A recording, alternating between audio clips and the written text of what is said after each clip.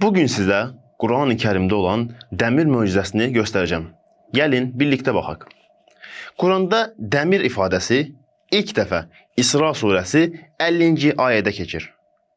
Quranda dəmirin yumuşaldılması ifadəsi ilk dəfə Səbə surəsi 10-cu ayədə keçir. İsra surəsi 50-ci ayədən Səbə surəsi 10-cu ayəyə qədər 1538 ayə var. İndi isə gəlin baxaq. Dəmirin ərimə dərəcəsi neçədir? 1538 dərəcə. Yumşalmadan sonra hansı mərhələ gəlir? Qaynama mərhələsi.